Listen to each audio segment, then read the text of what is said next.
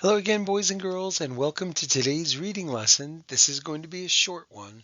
Okay, this is number 17. I can't believe it. I hope you've all been reading the books that I've sent home or that have been sent home by Mrs. Gatto and Mrs. Morey. Remember, we should be reading 25 minutes a day, and we're reading and we're learning how to be better readers and better writers. So we've been talking about how authors have intentions, right? They're trying to do something.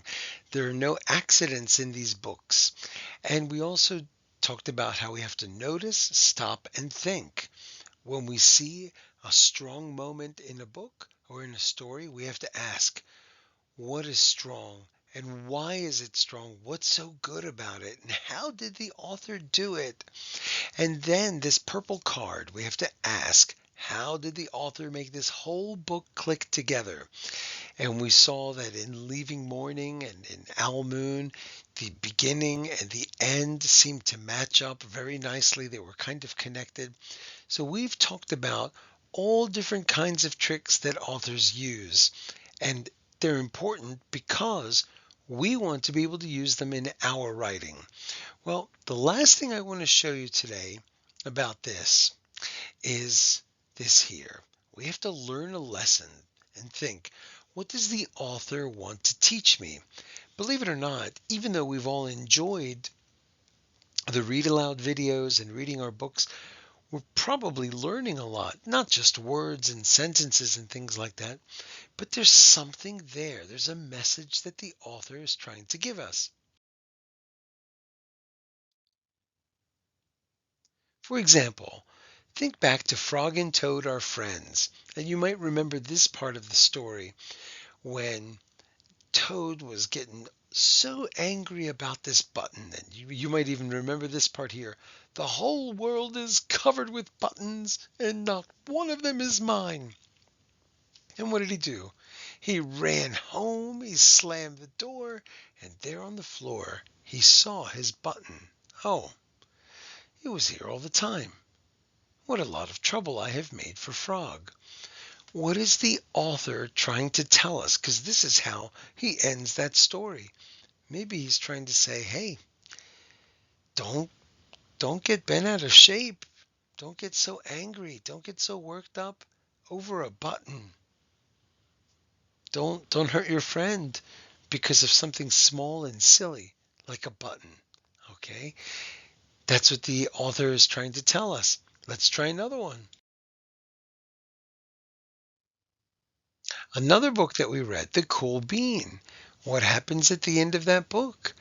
The cool bean helps somebody else. And it ends with, hey, now that's cool. So what's the author trying to tell us? It's cool to help people. It's good to be nice. And a lot of people will admire you for doing the right thing.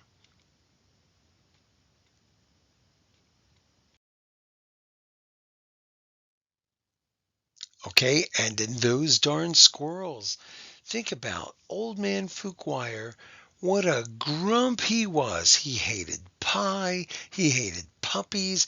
He kept curling his fist at those darn squirrels. And he kept going on and on and on.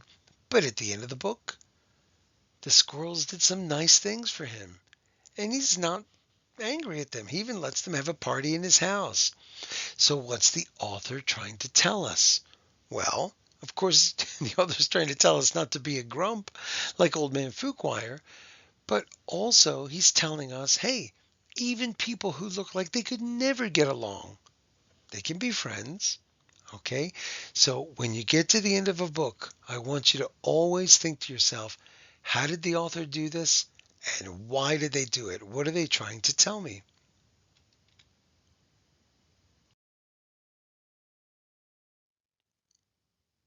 Now, we've read a lot of books already this year, and we've got many, many more to come. In fact, you can see those shoes right there. That's coming up. And in all of these books, we should think about these questions.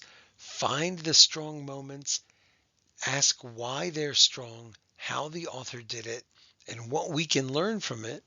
Okay? And then when we go off and do our own writing, see if we can do something like that. And that's it, boys and girls.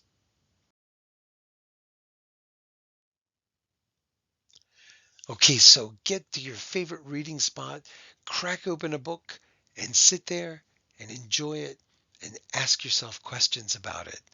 Is it good? Why is it good? How did the author make it good? And are they trying to tell me something? See you later, boys and girls. The end.